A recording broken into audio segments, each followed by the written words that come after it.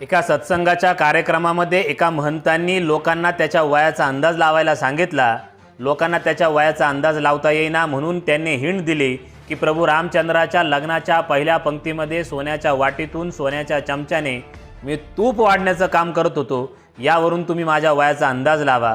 हे ऐकल्यानंतर गर्दीतून एक बाबा पुढे आले हातातील खराट्याने। त्यांनी त्या महंताला मारायला सुरुवात केली। लोकांनी प्रश्न उपस्थित केला। बाबांनी उत्तर दिलं की याने आत्ताच सांगितलं की प्रभू रामचंद्राच्या लग्नाच्या पहिल्या पंक्तीमध्ये सोन्याच्या वाटीतून सोन्याच्या चमच्याने हा तूप वाढण्याचं काम करत होता। त्या पंक्तीमध्ये मी देखील बसलेलो होतो। याने सगळ्यांना तूप वाढलं, परंतु मलाच तूप न वाढता हा पुढे निघून गेला।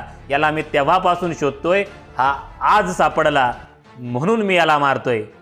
हा तर्कशुद्ध विचार ऐकून तो महंत तिथून पळून गेला। त्या महंताला पळवून लावणाऱ्या बाबांचं नाव होतं राष्ट्रसंत गाडगे महाराज। मित्रांनो, आज 21व्या शतकामध्ये एआयच्या युगामध्ये अम्मा, बापू, बुवा, बाबा, माता यांचं फॅड वाढत चाललेलं आहे।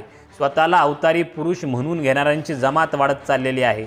श्रद्धेच्या नावाखाली लोकांचं आर्थिक, शारीरिक, मानसिक शोषण केलं जात आहे।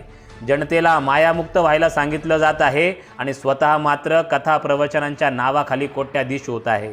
या सगळ्या ढोंगाला फक्त निरक्षरच नव्हे तर साक्षर आणि मोठमोठ्या पदावर बसलेले देखील बळी पडत आहेत।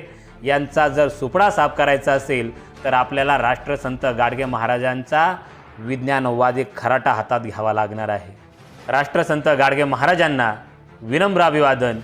आपणास जय भीम, जय शिवराय।